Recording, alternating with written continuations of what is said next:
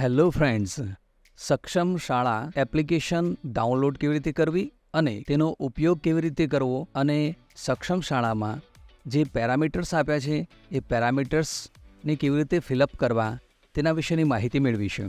સૌપ્રથમ કોઈપણ બ્રાઉઝરનો ઉપયોગ કરી અને સર્ચ કરીએ ssg-s.gujarat.gov.in જે સૌપ્રથમ સાઇટ આવે તેના પર ક્લિક કરીશું. હવે આપની સમક્ષ સક્ષમ શાળાની સાઇટ ખુલશે. તેને સ્ક્રોલ કરીશું અને નીચે ડાઉનલોડ અવર એન્ડ્રોઈડ એપ એના પર ક્લિક કરીશું. ત્યારબાદ એપ્લિકેશનની APK ફાઇલ ડાઉનલોડ કરી લઈશું.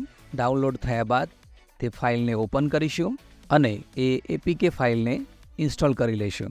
આ રીતે સક્ષમ શાળાની એપ્લિકેશન તમારા મોબાઈલમાં ઇન્સ્ટોલ થઈ જશે.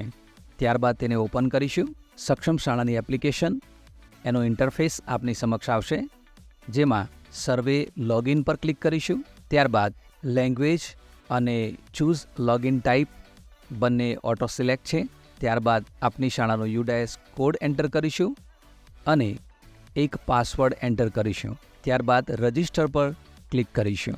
ત્યારબાદ રજિસ્ટ્રેશન માટેનું એક ફોર્મ ખુલશે, જેમાં શાળાનો UDIS કોડ એન્ટર કરીશું. ત્યારબાદ નેમ ઓફ રિસ્પોન્ડન્ટ એમાં જે એપ્લિકેશનનો ઉપયોગ કરે છે તેમનું નામ આવશે, એ એન્ટર કરીશું. તેમની ડેઝિગ્નેશન એટલે કયો હોદ્દો છે, principal, teacher, incharge, head of the school અને અધર સ્ટાફ એમાંથી એક સિલેક્ટ કરીશું અને ઓકે પર ક્લિક કરીશું. મોબાઈલ નંબર એન્ટર કરીશું અને એક પાસવર્ડ સેટ કરીશું.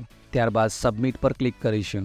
ફરીથી તમારી સમક્ષ સક્ષમ શાળાનો ઇન્ટરફેસ ખુલશે, જેમાં ફરીથી સર્વે લોગિન પર ક્લિક કરીશું અને શાળાનો UDIS કોડ એન્ટર કરીશું અને જે તમે પાસવર્ડ રજિસ્ટર કરતી વખતે પાસવર્ડ એન્ટર કર્યો હતો તે પાસવર્ડ એન્ટર કરીશું અને સાઇન ઇન પર ક્લિક કરીશું.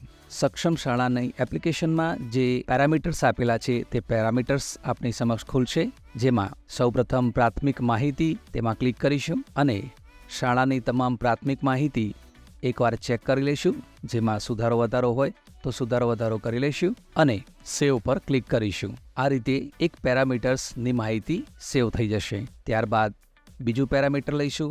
તેમાં પણ એ જ રીતે પેરામીટર્સના જે પ્રશ્નો આપેલા છે એ પ્રશ્નો વાંચી અને યોગ્ય જવાબ આપીશું અને સેવ બટન પર ક્લિક કરીશું. તમામ પેરામીટર્સની માહિતી એન્ટર કરીશું અને સેવ પર ક્લિક કરીશું અને અંતમાં અંતિમ સબમિશન પર ક્લિક કરીશું, જેમાં તમે જે પેરામીટર્સની અંદર માહિતી એન્ટર કરી છે તે માહિતી તમને જોવા મળશે. એ તમામ માહિતી ચેક કરી લઈશું અને છેલ્લે એના ફોટોગ્રાફ્સ એ અપલોડ કરીશું. કયા કયા ફોટોગ્રાફ્સ અપલોડ કરવાના છે તેની માહિતી આપેલી છે, એ પ્રમાણે ફોટોગ્રાફ્સ અપલોડ કરીશું અને છેલ્લે સબમિટ પર ક્લિક કરીશું.